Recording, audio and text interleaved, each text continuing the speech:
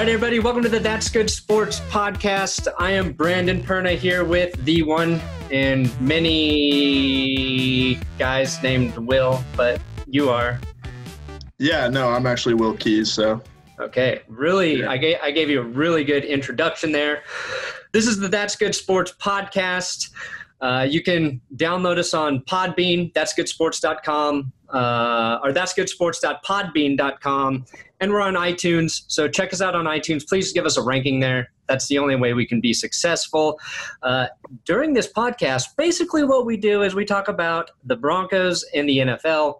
We start with the Broncos since my YouTube channel was built by Broncos fans, and then we get into NFL news. And you can see on the sidebar now the things we're going to talk about. So the Broncos stadium sign, which I'm sure nobody really wants to talk about anymore. We got Mason versus Keezer. Is his name Keezer? Keysor? I think so. Sounds about right. The Broncos Madden ranks. Then I got a little segment called Stat Blast where I will guess some stats that I find interesting. We're going to talk about Papa Douche. That's Papa John. There's some problems with the Arizona Cardinals organization. Some crazy kind of things happened this week, and Eli's fascination with Saquon Barkley's legs. It's not just Eli either. It's basically the whole world's fascinated with his thighs. But before we do that, Will, how are you doing? Have you recovered from your DeMarcus Cousins going to the Golden State Warriors? Have you forgiven? Yeah, I think no, I'm not forgiven. I mean, I think I personally am okay. Will I forgive him? Time will tell. It might never happen, though. So I'll leave the door open, but probably not. I like to hold grudges, so, sorry, DeMarcus. Sorry, DeMarcus. Yeah. Friendship ended with DeMarcus. New friendship with Harry Giles. Yeah. So last week, I said I might have news to discuss and that we might not even be doing a podcast this week because it's kind of big news, exciting news. I still can't discuss it.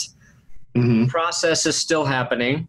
And so hopefully I can update you next week. It's a tease. It's another tease to tune in again, I guess. Yeah, like a 8-pound, 7-ounce tease, or no babies. A lot of people thought I was having a baby. Shit. My wife and I are not pregnant. If we do get pregnant, we have decided that I will carry the baby, just because I have more room in my belly. It looks like at this point. Although exercise and diet has been helping me with that, but I'll put the weight back on for a baby.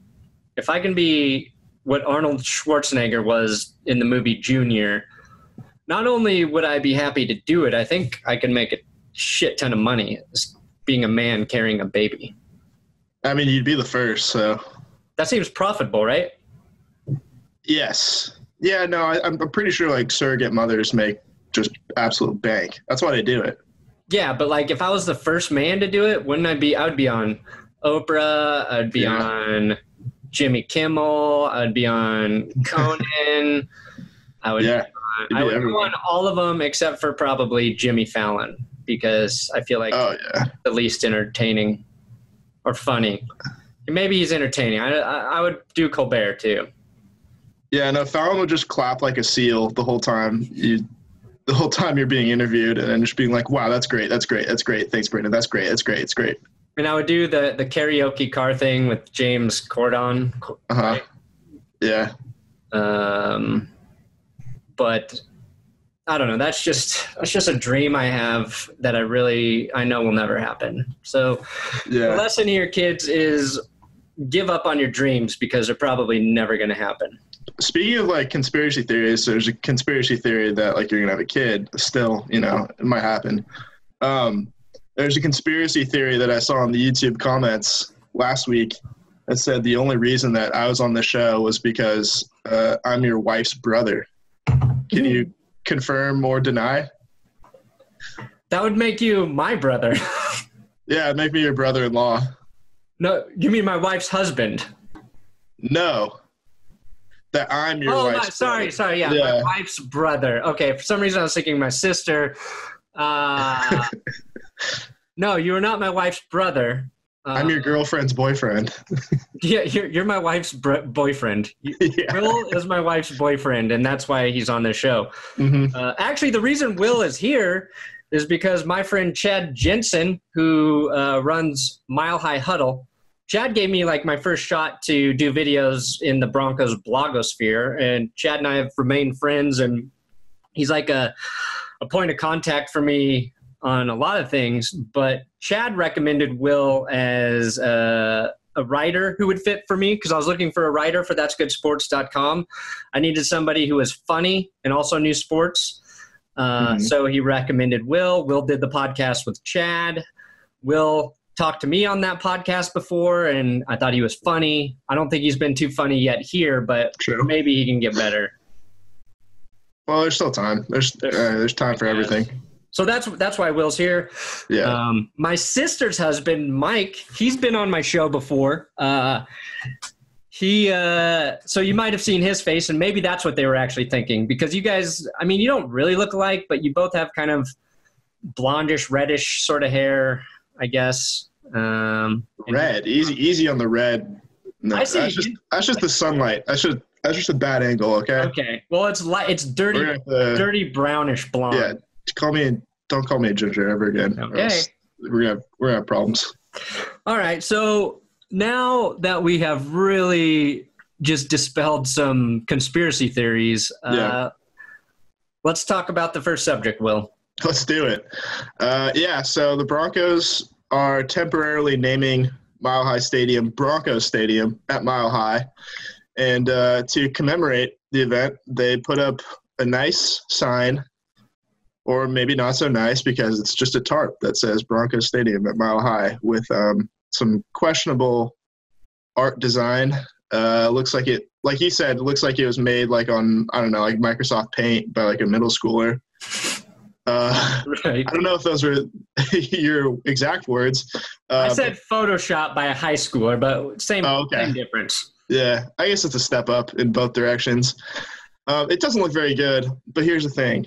Who cares? Well, yeah, okay. Yeah. I get that. I get that take. And I've seen you say it. Yeah. I've seen my friend Ryan Green say it. I've seen Ryan Konigsberg say it. All people I like, okay? But you're all fucking wrong. You're all wrong. Does it really matter? No. But is it kind of shitty that the Broncos organization couldn't even take the time to make the thing one of the first things people see when they drive by the stadium is that sign. When you walk into the stadium, you see that, and you get this tarp with a generic logo on it. And yeah, it's temporary, okay? If this was going to be up a month, I wouldn't care. But the fact that they're putting up this sign means it might be up there for a while. So I mean, there's no reason to believe that it's not going to be up for just a month. Yeah, there is. It's because they haven't gotten this. It's taken them 2 years to even – Sports Authority went bankrupt like 2 years ago, and they haven't been able to find a new partner. Yeah, I guess. It shouldn't be that hard, by the way. Well, should it? I don't know. Sports Authority paid like $120 million or some shit. Maybe that's why they went bankrupt. Yeah, I know. I don't know. I think that I mean, I feel like the stadium name, you could call it Mile High Stadium and then have the sponsored logos like next to it. You know what I mean? Like it could be Mile High Stadium and then two big signs for whatever company wants to sponsor it. You're going to see it every time they look at the stadium. They can say Mile High Stadium, sponsored by whatever. I don't know why they need to do it that way, but it's not important news. You guys are all right, okay? But here's why I thought it was funny is when I first saw it on Twitter, my reaction was like, oh, God, that looks like shit. And I didn't think anything of it. And then that evening, I noticed that everybody was ripping on it on Twitter. So I was like, well, maybe there's something to that. So I wanted to talk about it. I don't want to make up shit to talk about just for the sake of talking about it, but I thought it was... yeah, we'd never do that. Nope, not here. Nope, wrong podcast. We stick to things that matter. Yes. The thing about, it's like the ultimate example of just like It's July. It's pre-training camp. There's absolutely nothing to talk about. I kind of get it. On the other hand, like I said in my article, we need to treat tarps with a little more respect. They do a lot. That's fair. What do you cover like a car with when you're about to like show it off, or like it's like a secret, like a birthday present? You cover it with a tarp. In World War II, in the Pacific Theater, when it was raining, the U.S. soldiers had to sleep under tarps. When there's a storm and you need to cover a baseball diamond, use a tarp. That's correct. The Jaguars can't sell out their stadium, and they don't want it to look like that's the Raiders do that. Did the Jags do it too? Yeah, the Jags do it too. Jags and Raiders. They use a tarp. So there are practical uses for a tarp. Okay, they're it's a utility player. It's like a long snapper. Important job. Nobody gives it enough respect. But when you move the long snapper to the quarterback position, like the Broncos have done with this tarp, it does not look good. And we'll leave it at that. Next topic. All right. So we had a little Twitter skirmish the other day. I mean, skirmish might be a bit of a strong word, but we had a little back and forth. So Seth Keyser I thought he's from Arrowhead Pride, which is a Chiefs blog, but now I think he writes for The Athletic. Maybe he was with Arrowhead Pride and then decided to go to The Athletic where they would pay him. True. That's a good reason. They're kind of taking over the world. But so he replied to a tweet by Mile High Report, kind of just like dissing the Chiefs for, sucking in January, which they do. And he tweeted, "It has been 1,028 days since the Broncos have beaten the Chiefs. I look forward to my mentions being flooded with angry tweets about how great the Broncos used to be and how bad the Chiefs used to be, etc." And then, so naturally you got some people replying, and Andrew Mason, who works for the Broncos official media department, tweeted out that in those 128 days or 1,028 days, the Broncos have more playoff wins than the Chiefs do. And that's the end of the discussion. Like, how do you argue against that? Like, you're done. You're done, Seth. I'm sorry. Yeah, he doesn't have a good argument there, obviously. I will say, though, I respect him because he supports me on Twitter. He respects my work, so I'm not going to throw him under the bus. But you can't really defend the Chiefs in a debate like this. I mean, the Chargers and Raiders both have had more postseason success than the Chiefs over the last 20 years. And I don't know. I think also I would never try to debate Andrew Mason on anything. Mm-hmm. That dude is so smart. That guy, he has a photographic memory. He knows okay, so one thing I know really well, the Broncos, right? Andrew Mason's knowledge of the Broncos 100 times better. Another thing I knew pretty well, The Simpsons. Andrew Mason's knowledge 100 times better. He's just one of those guys who absorbs information. So unless the debate was about facts about my own personal life, I don't think I would he still might get you. Okay, maybe. Because he retains knowledge. Yeah. That has been the thing I've learned as I get older. I remember reading that information, but none of it stuck in here, my brain. So I would not try to get into a statistical pissing contest with Andrew Mason. I wouldn't even get into a regular pissing contest with him. No, he could probably. I've heard he can pee very far. So make sure you tweet Andrew Mason and say congrats on the great. Yeah. Congrats on the stream. Congrats on the stream. That's polite. He can pee as far as Jamarcus Russell can throw a football. The other thing that's cool about Mason is he obviously works for the Broncos, but he'll engage with anybody on Twitter. He's not one of those people who's gotten into a pretty cool position and then just starts ignoring fans who ask him questions and everything. He's very engaging. And if you want actual Broncos, if you have real questions, I mean, tweet them to me. I'll give you a shit answer. But if you want real answers, tweet them to Mason. Yeah. I don't think he's even like a Broncos fan, is he? Yeah, is he I like think a so. Buccaneers fan? Oh, I don't know. Maybe not. I feel like that's even more impressive if you just like have all of this knowledge about one team that you didn't even like grow up watching or caring about. And did you see that the Broncos are going to air 2 new TV shows or some shit? Locally, they're doing a version of Mason's the radio show they do. So I'm guessing some sort of like recap thing, and then like another 30-minute weekly Broncos TV episode. And I would just like to let everybody know not a single person from the Broncos organization reached out to me to help with that show in any way. So yeah, incredibly disrespectful. Is it going to be good? Probably. But could it have been better if I were on board? Marginally. At least you would get one laugh every episode. That's what I would guarantee. Yeah.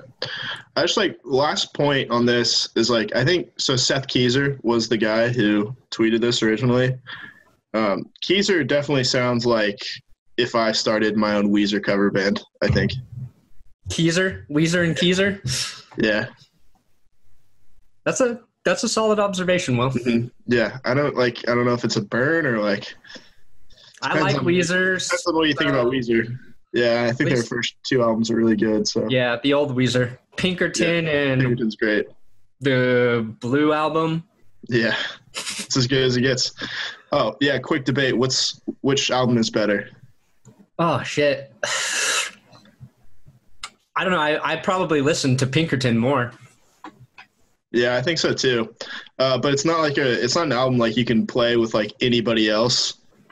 No, like, you can't like go on like a car ride with other people and like blast some Pinkerton. You're a weirdo. unless they liked Pinkerton.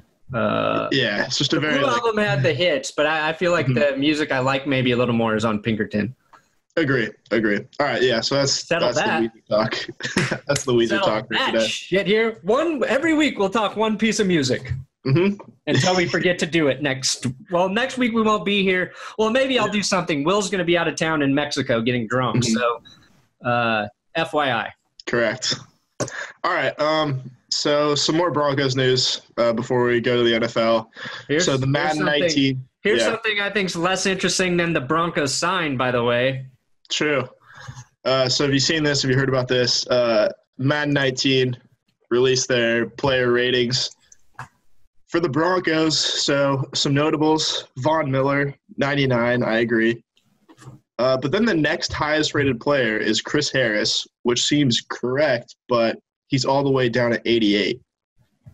So that's like not even in the top 10 corners. Chris Harris should be a 92. I agree. I think that's, a perfectly reasonable. All he does is play consistently great football every single year. He's so consistent, like people just forget about him. And 2 years ago, he was ranked as the first or second best corner in the NFL overall from Pro Football Focus. Oh yeah, show him some fucking love, Madden. 2014 was one of the top 3 best cornerback seasons of the century, according to Pro Football Focus. Ever since John Madden died, their rankings have just went to shit. Yeah. I almost feel bad doing this segment just because I feel like they do ridiculous player ratings to start just to get attention, and then they change them during the season, obviously. Right. They just fiddle with them every week, which is kind of pointless too. But some other notables: Case Keenum's 81, seems about right. Bradley Chubb is 80. Do you disagree with Keenum? Think he should be higher? I think he should be a little higher. I mean, especially for Madden, if you're talking about the way a player would translate to a video game, Case Keenum should be mid-90s, because what he did last year was avoid sacks and make, crazy plays and threw hardly any interceptions in terms of just translating to a video game. So I think his escapability as a quarterback and his mobility. For the game, he's 82. Put him at where Chris Harris is. Give him an 88 to start. If you're going to base it off of last season, too.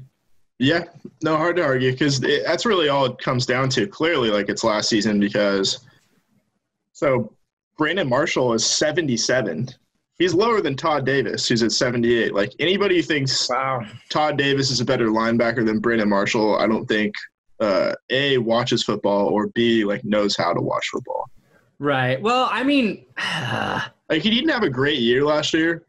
The thing is, Todd Davis played better last year, and Brandon Marshall had a shoulder injury all year, right? So one player got a little bit better, and the other player, his play declined because he was injured. But Brandon Marshall, like, he still did a lot of things well.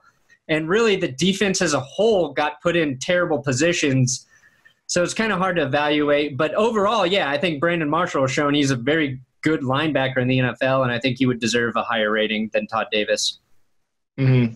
So yeah, I mean, let's be real. Like Todd Davis kind of had it easy last year just because the Broncos were like always down and teams ran the football a lot on us, and his specialty is, you know, stopping the run. Yeah, definitely. Yeah, but he improved in pass coverage. He did. Yeah, he did. But none of the linebackers were great in pass coverage last year. And if you look at what Danny Trevathan did in Chicago, he was one of the best linebackers in coverage in the NFL. So that, you know, that was one of those releases, him and Malik Jackson, when it happened, that really, really stung. And at first, when that happened, I remember thinking, like, I wish they would have been able to keep Trevathan. I thought they could have kept him for a smaller price tag, and I thought his value to the defense would have been better. But then he had injury issues, and Malik Jackson played really well, and I was like, well, maybe it would have been better to keep Malik Jackson. Trevathan bounces back. Either way, they're both good, and when you have a linebacker who can play the run and pass as well as a guy like Danny Trevathan, like that's a piece you want to keep on your team, and the Broncos are still struggling to replace that. So, yeah, I think like if you could go back, you would probably give Derek Wolf's money to Malik Jackson or Danny Trevathan, I think. Do you agree with that? No. I would have paid Derek Wolf, and I would have tried to work out contracts with Malik Jackson and Danny Trevathan during the season before their value got as high as it did. Yeah, I mean, that's fair. Like, but I mean, I don't remember this. Let it go that far. Yeah, I don't remember the cap in the play season. Yeah, they were struggling a little bit with the cap because they had to pay. I think Wolf's going to have a really good year this year, so we'll see. Let's hope so. I think he's rated 83 on Madden. Yeah, he's had that neck issue that he finally got fixed, so yeah, we'll see. Just a few more. So Carlos Henderson's a 73, which seems, I guess, reasonable. He should be 100. Everybody knows it. Wait, Carlos Henderson. Yeah. Okay. So here's the thing. I was thinking D'Angelo Henderson. Carlos Henderson's 73, but D'Angelo Henderson is only like I want to get the correct rating here. It's loading. D'Angelo Henderson, the running back, is 64. Well, I mean, that's probably 9 points lower. He didn't play. We're the only ones who know his potential. He did play, though, at the end of the year. D'Angelo Henderson. Yeah, barely. Touchdown. Barely. That's against enough. the what? Who? The Raiders or the Chiefs? Or Chiefs. The Chiefs. A good defense. Yeah. Patrick Mahomes, when all the Broncos defense left the game and everybody thought Patrick Mahomes was I feel like that's enough to not have you rated 9 points lower than Carlos Henderson, who is not taking a snap in the NFL. That's fair. And even before he took a snap, he was not looking good. No, he wasn't. He was training camp. Dropping balls all over the place. Andy Janovich, 66. Okay. That's Full just back. bad. Paxton Lynch is an even 70. Probably too high. Here's the thing, though. Chad Kelly, 68. Oh, come on. I don't like that. Give him a 71. I don't like that one bit. They know. Yeah. Hey, wait. Yeah. They know Paxton Lynch plays too much Madden. That's why they gave him a higher. They didn't want to hurt his feelings. Yeah, at least give him like that's a burn for all the Xbox jokes with Paxton Lynch that you've heard every day on the Fan for the last year. Is that really what they talk about? Like he just plays too much Xbox? Get. Sorry, it's my cat fucking with papers. Sorry. Sorry, I was talking to my wife.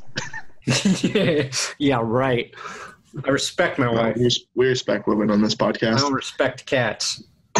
Nope. Although I give that cat plenty of love. Plenty of love. Yeah.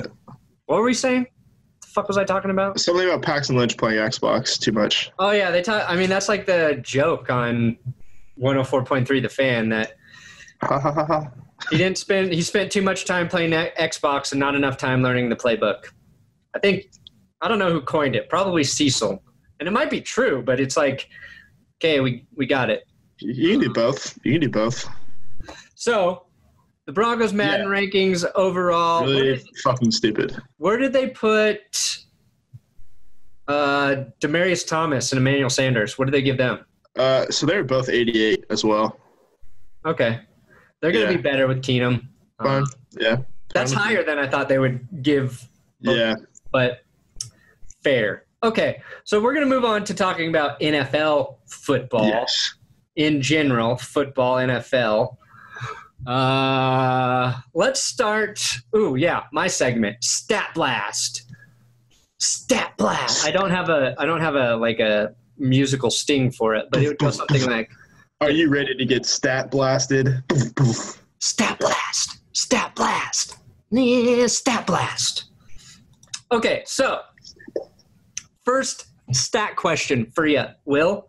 Which NFL team do you think led the league in interceptions last season? All right, so this one's tough. Yeah, no shit. I wouldn't ask you an easy question. Sometimes you like to lead off with an easy question, just in general. I don't know, just to get people warmed up. That's how they usually do it, like on Who Wants to Be a Millionaire. But right, but the thing is, like, I want you to be wrong. Like, yeah, I'm stalling so I can think of that. This is probably a team you wouldn't have guessed. Okay. Well, that helps me out, I think. You know what? I'm going to go with the Tennessee Titans because I know Kevin Byard had like 8 himself. Okay, that is a good guess, but it is wrong. Fuck. Sorry, I'm just trying to double check it, and of course now it won't load. Hold on. Okay. Yeah, I'm right. The Tennessee Titans, let's see where they ranked before I give you the answer. Dun, dun, dun, dun, dun, dun, dun, dun, dun. Stat blast. Dun, dun, dun, stat fucking blast. You're getting finger blasted by these stats. Tennessee Titans only had 12 interceptions last year. Oh. So Byard probably accounted for 75% of their picks. Yeah. All right. The team that had the most picks, and I thought it was going to be like Jacksonville, who was actually number 2. Or I thought maybe the Eagles, who were number 4 at 19, but it was the Baltimore Ravens with 22 interceptions. Ooh. 3 returned for touchdowns. Yikes. Oh, they got them all in that Dolphins Thursday night game, basically. They got a bunch. How many did they get? Was it like I know they scored like 2 defensive touchdowns. Yeah, they definitely picked off Jay Cutler a few times, or Matt Moore, whoever's playing. But I mean, I guess I was kind of surprised that they were number 1. Regardless that is weird. Like an outlier game. But the Jacks had 21, the Saints had 20, Lions were tied at 4 with the Eagles at 19. The Broncos were 24th, tied 24th in a 3-way tie with 10 picks. So Denver has a big room to improve. Yeah. Ravens sneaking in. Okay, that was question 1 of Stat Blast. Question 2, Stat Blast. Which team do you think had the highest overall special teams ranking on Pro Football Focus? Okay. I feel like you're making you ask these questions because the answers are probably not obvious. However, I'm going to go with what I think will probably be the obvious answer and say the Kansas City Chiefs. Ooh, good guess, but they were ranked 10th. Fuck. It was actually the Minnesota Vikings. Okay. Vikings had best overall special teams rankings. Los Angeles Rams, number 2. And the reason I found this is because I was looking to see how bad they had the Broncos special teams rated. Tied for 3rd worst with the Packers. So the only teams they ranked worse on special teams were the Giants and Bears. I thought that was the 3rd StatCast question. How bad did I just blow it? Oh, we can't even get through the inaugural StatCast. Sorry. Yeah, I already fucked up my own segment. But that's what you're going to learn to, expect here on That's Good Sports. Wait, Stat Blast. I said StatCast, but that's like a baseball thing. It's already fucked up. You can't say the name right. I can't ask the question right. It's been the worst segment of all time. It's a disaster. I was actually going to find one more stat to do, and I got busy doing something else before the podcast. So that's the end of the segment. Very successful in all of our failures. Yeah. I have been stat blasted. Okay. All over my face. We've got some news. This week has been very interesting for football news. I'm going to start with one that's only sort of football related, which is that Papa John has had to resign as whatever. All right, so he already had to resign as CEO after he said that the national anthem protests were affecting his pizza sales, which I don't think those two things go together. That's like me saying. Well, you see, when people are on their knees all day, they're not using up as much energy. Therefore, they're not as hungry. They're not as hungry. They're eating less pizza. That's one way. Specifically, Papa John's. It could have affected it. Yeah. I don't know. So this week, though, he had to resign from whatever other position he had left. I think like chairman, probably. Chairman, something like that. Sorry, I thought I wrote it down, but I didn't. Anyway, because on a conference call, he said Colonel Sanders called blacks the N-word, and he used the N-word all the time, and he never faced any public backlash at KFC. Okay. Yeah, true, he didn't. Maybe, I don't know, because that was when did he start the KFC? Probably because it was the South. 40s and the 50s or some shit. Before civil rights and during Jim Crow laws. So, yeah, he probably didn't face a lot of backlash back then, I would imagine. And why would you even care about that as a guy who created the company? Like, you know what? I wish I could say the N-word more and not face back. That's basically like the point he made there. And he said it to a bunch of people on a conference call. We've known that guy's an idiot for a while, but I don't know. This story is just fucking bizarre to me. And since Peyton Manning had those Papa John's stores, and Papa John's was a big NFL sponsor, and we had that news last year, I thought it was interesting enough to talk about on our football podcast. Peyton Manning and Papa John's basically kissed like after the Broncos won the Super Bowl, like before Peyton Manning even like went into the middle of the field to shake hands. Right. Papa John's was there before anybody else. Do you think that Peyton Manning knew Papa John's was, and I'm not even going to use Papa John's actual name because I think that is his legal name. It's not worth it. Like, do you think Peyton Manning knew that he was a racist? That he was working with a racist? I certainly hope not. A guy who is that careful about his business decisions, this is a big oversight.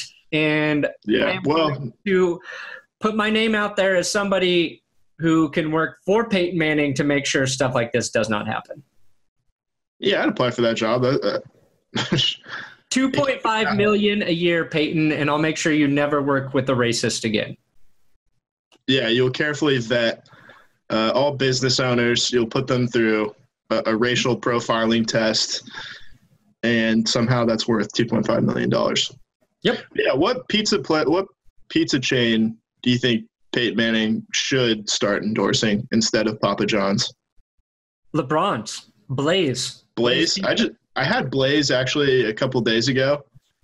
It's all right. It's fine.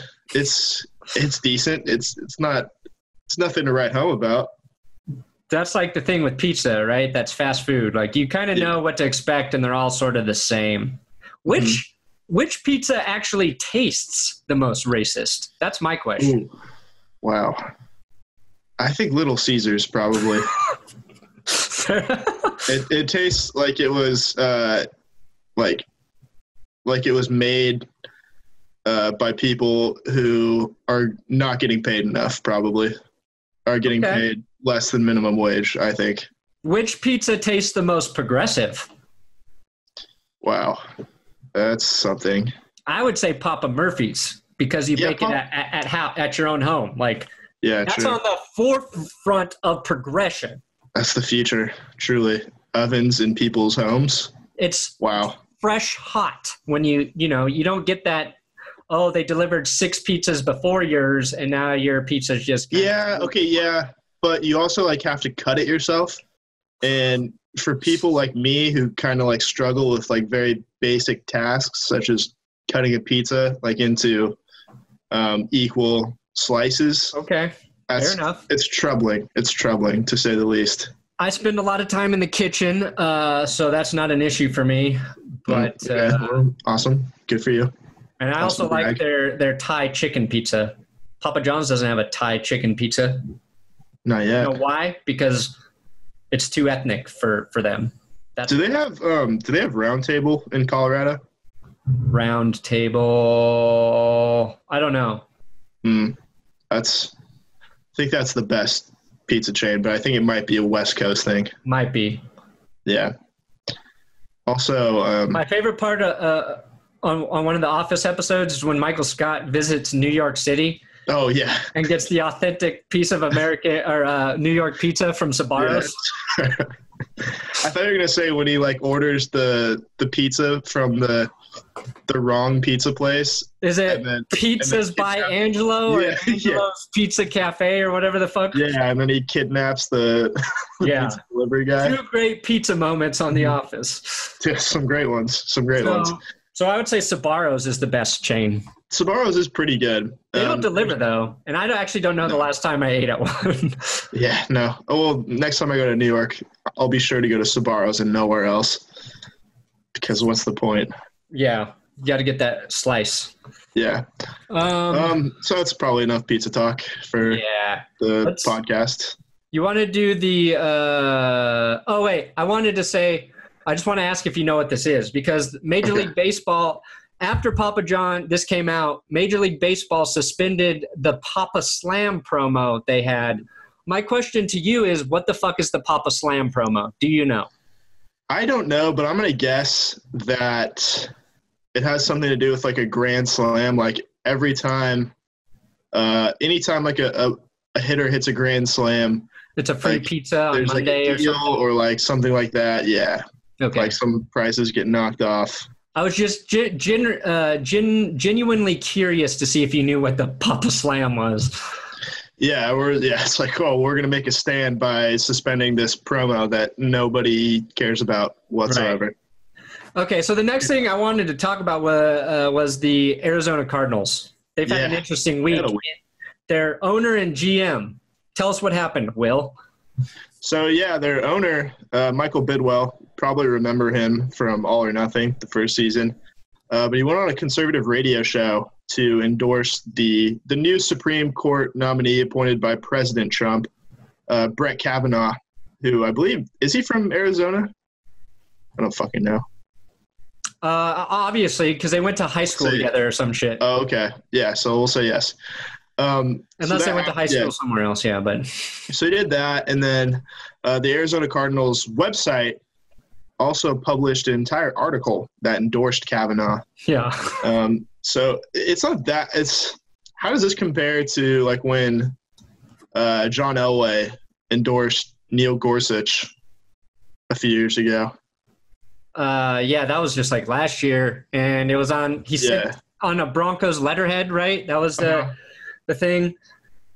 I think it's an issue just because NFL owners have been adamant, most of them, about not supporting the players during their protests. That their argument is it's political, and on Sundays this is not a time to be political. And then they do things like this. So it's like if you're somebody, I feel like, who is vehemently against the player anthem protests, you have to be just as against NFL owners doing things like this. The problem is, I think what people really are against is when a player or an owner says something politically that doesn't fall in line with their beliefs. So I think it's like a nice little pot of hypocrisy from all sides. Like, and if he went on the radio show and talked about it, that's one thing. But for the Cardinals website to put up an article about it, I think it takes it to a complete another level. And I think it was just not well gauged by the Arizona's PR department and the owner himself. I get it. Like if you're friends with somebody and they're up for the Supreme Court, I understand why you would be excited about that, despite like that person's politics. But he specifically said in that the radio interview, right, that players shouldn't protest on Sunday. They've got 22 games or whatever, and players can do whatever they want outside of that, but not on Sunday. It's like, then why are you on a radio show right now? Doing what you telling, I don't know. It seems hypocritical and just misguided, I think. Yeah, no, I have like more of a problem with the website running like an article, just because that's like, I don't know, like you definitely don't go to ArizonaCardinals.com for your Supreme Court endorsements. Right. Personally, I mean, that's not where I would think to go right off the bat. I'd probably go to, a more politically geared website like Infowars.com, of course. But yeah, I don't really have a problem with him going on a radio station to like talk about like, hey, this guy who I grew up with is right. A nominee for the Supreme Court. It would be cool if he got it. So yeah, no, I kind of agree. Kind of weird though. The website thing I think is the bigger issue. And this news may have been the reason that their general manager Steve Keim drank so much and decided to drive. It might be probably just like, oh shit, not this. This is just a problem I'm going to have to deal with. And he tried to drink his problems away and then drive his problems away. So what happened? Yeah, so he got pulled over on the 4th of July. I think it was before this came out. Dang it. Oh, my theory's just been disproved. Kind of ruined your point there.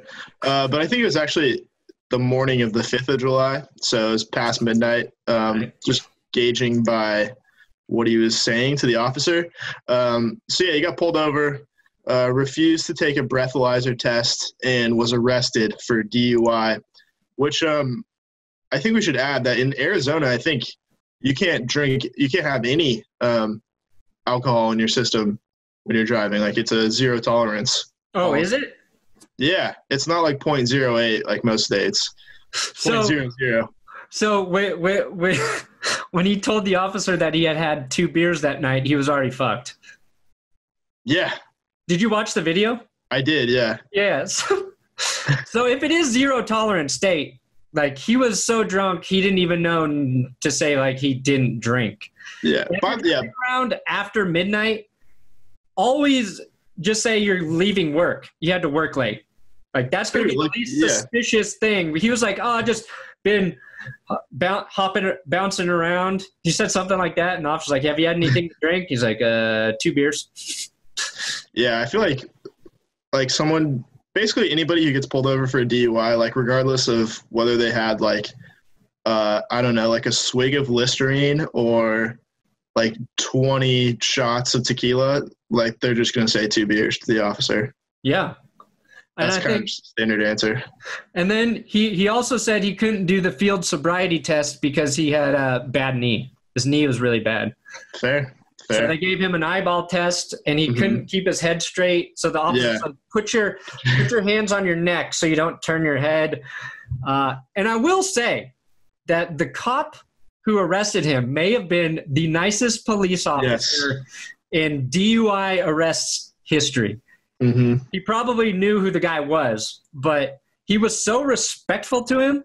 I have to imagine that anybody who has been in that sort of situation, which I haven't, would be angry, because I'm sure most people are not treated that kindly if they are suspected of a DUI.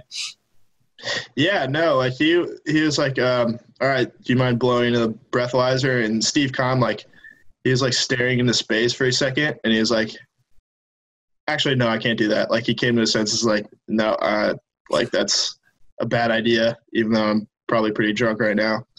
And like, that's an automatic arrest. Yeah. But like, that's something you can fight in court without, it's better not to have that breathalyzer test on record. And then he like cuffed him up with like, he's like, I don't want to, like, you have some pretty broad shoulders, so I'm going to double cuff you here, which I assume is just like cuffing two handcuffs together to give them like optimal space. Like, I think the point of handcuffing a person is like, you do want it to be tight, so like they can't do anything. But yeah, he was cooperative, so I don't know, like the officer was very very That's the way those situations probably should happen. Yeah. Know that they don't very often. I don't think he knew who he was, though, because I think in the report he said he was like the Cardinals head of security or something.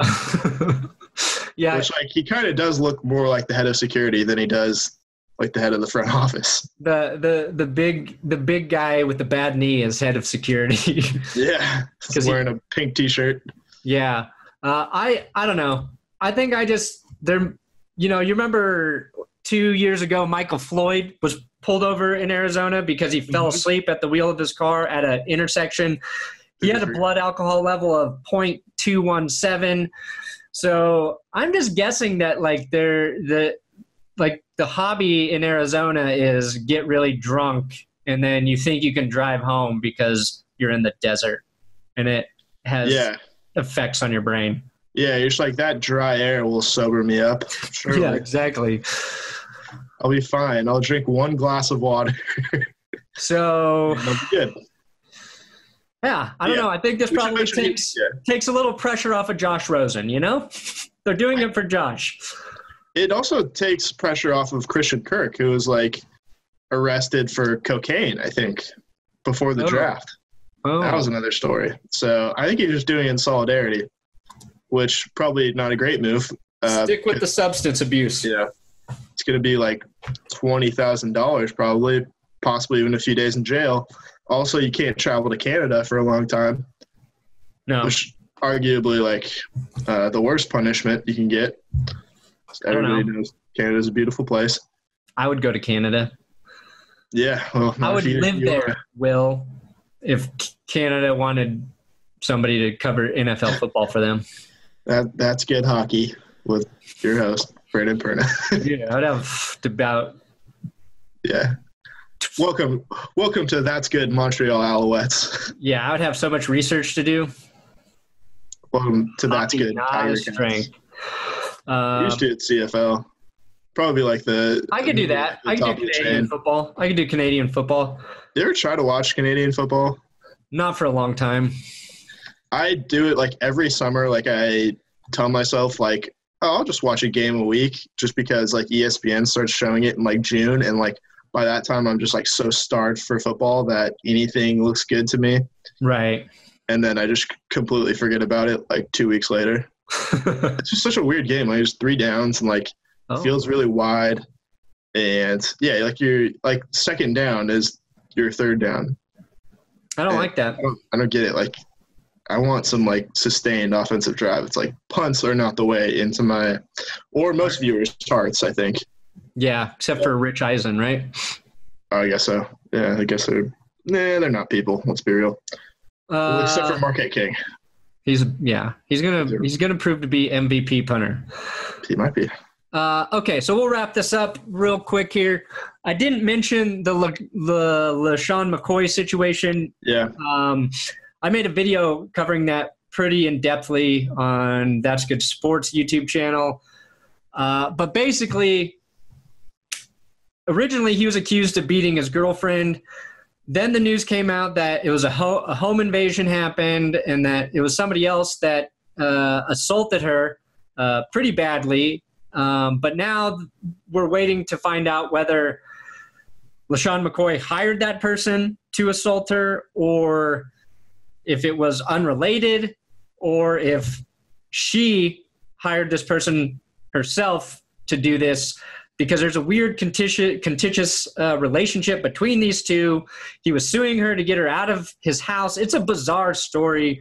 I don't know what to believe, but maybe we'll talk about it more when we have more information, because it's heavy shit. It's serious stuff, so I don't want to get anything wrong. Like, I don't give a fuck if I get something wrong about a football stat or something like that. This is a little more serious. So we'll end on something completely not serious, which is Eli Manning talking about Saquon Barkley's thighs. Yeah, so I'm going to read the quote here. Give us the juicy quote. So Eli Manning said regarding his running back's legs, his quads are the size of my waist and whole upper body. I've never quite seen anything like it. I don't often stare at another man's legs, but in that case, you just can't quite help it. I would like to take Saquon to a nice dinner, take him home, and get more familiar with those legs, possibly by a nice roaring fireplace with a glass of red wine or two. All right, so that's the full quote from Eli Manning. I feel like part of that quote is from you.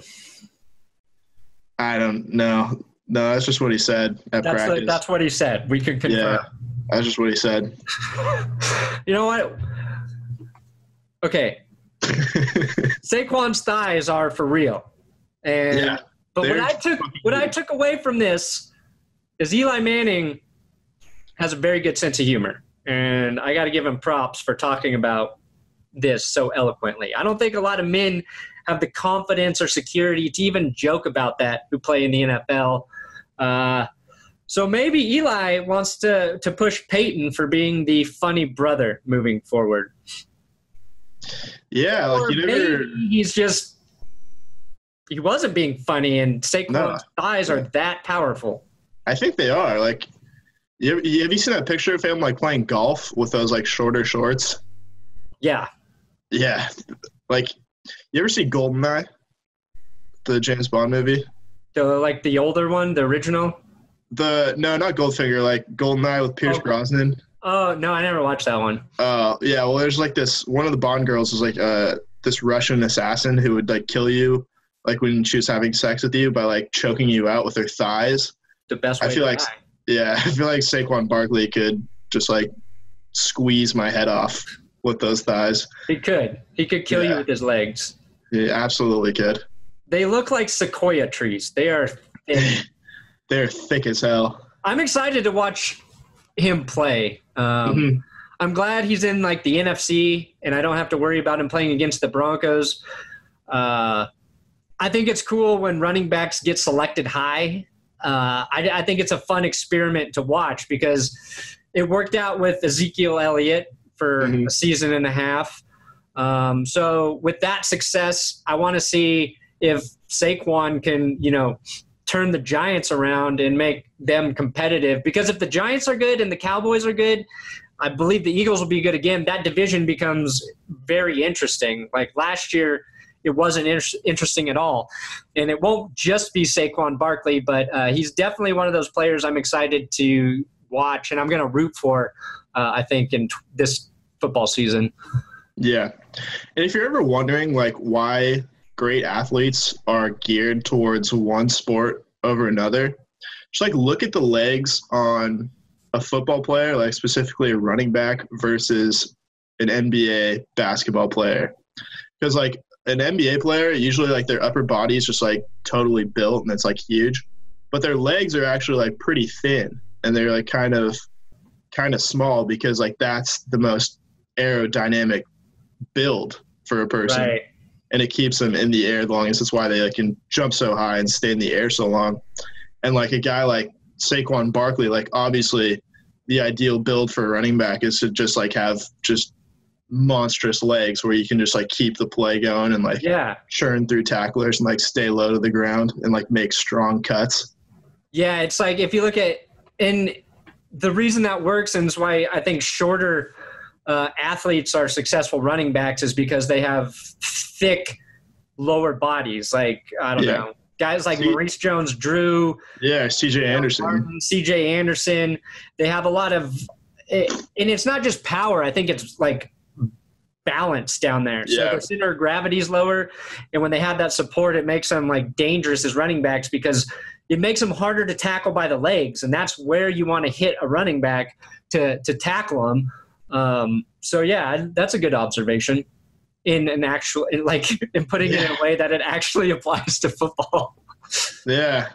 I wouldn't have thought about that. I had to I had to make this like podcast like semi football related to a point because otherwise this has been one of the more ridiculous episodes in a while. I respect that, Will. Yeah. And with that, we will conclude this episode of That's Good Sports. We're not going to get any better than breaking down players' lower halves of their bodies and how it helps them in sports.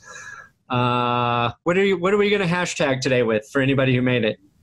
Oh, that's it. Just a comment. Yeah, comment like your favorite pizza chain, I think. Yes. Or which athlete's body parts you like the most. That too. We might be playing with fire there, but you cannot comment on female athletes if you're a man. This has to be man-to-man respect. True. Okay? All right, well, thanks for listening to the podcast. Will Keys is on Twitter at WillKeys6. So give him a follow. Make sure you follow his writing on that'sgoodsports.com. His articles are really funny. And Ian Bruns, he wrote an article for us recently. I think he might be writing some more. You can check him out on Twitter as well. And that's it. We are out of here. That's it. We love you. Yes.